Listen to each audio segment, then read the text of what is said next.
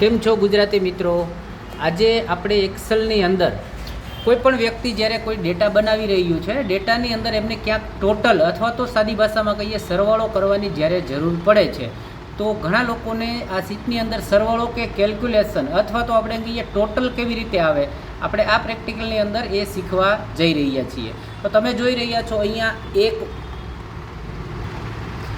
આપણે સ્ક્રીન ઉપર જોઈ રહ્યા છીએ કે એ કોલમ અને બી કોલમની અંદર ડેટા આપેલો છે. એ કોલમની અંદર સબ્જેક્ટના નામ છે, જ્યાં મેથ્સ, ઇંગ્લિશ, હિન્દી અને સામે ઓબ્ટેન માર્ક એટલે કે ભાઈ એમને મેળવેલા ગુણ.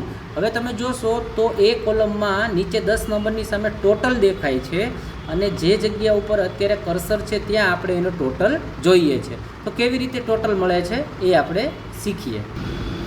હવે જે જગ્યા ઉપર એટલે કે જે સેલની અંદર તમે સરવાળો ચાહો છો અથવા તો જોવા મળે તેને સિલેક્ટ કરી અને ત્યાં સૌ પ્રથમ આપણે ઇક્વલ ટુ એટલે કે બરાબરની નિશાનીને પ્રેસ કરીશું. ત્યારબાદ એનું જે ફોર્મ્યુલા છે એના માટે SUM એટલે કે સમ જે છે એ લખવામાં આવે છે. હવે આપણે તમારી સ્ક્રીન ઉપર જોઈ રહ્યા છો કે ભાઈ આપણે ઇક્વલ ટુ અને સમ લખ્યું, ત્યારબાદ બ્રેકેટ બનાવવામાં આવ્યું. તો ફોર્મ્યુલા જે છે બાય ડિફોલ્ટ શો થતી હોય છે. હવે જોઈએ કે ભાઈ બી કોલમની અંદર સૌ પ્રથમ કે કેટલા નંબરની અંદર એટલે કે ભાઈ બીની અંદર બીજા નંબરની અંદર 78 લખ્યું છે, ત્યાંથી લઈ અને આપણે સમ જે કરવા જઈ રહ્યા છીએ. એટલે પ્રથમ આપણે શું લખીશું તો કે ભાઈ પહેલી કોલમ લખીશું B2. ઓકે, પછી જેમની નિશાની કરીશું ત્યારબાદ ક્યાં સુધી સરવાળો જોઈએ છે તો 8 નંબરમાં ગુજરાતી લખ્યું છે.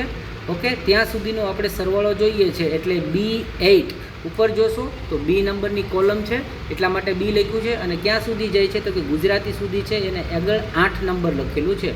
માટે આપણે ફરીથી આખી ફોર્મ્યુલાને સમજીએ કે ઇક્વલ ટુ સમ બ્રેકેટની અંદર B2 જેમ B8. અહીંયા આપણી ફોર્મ્યુલા જે છે એ પૂરી થાય છે.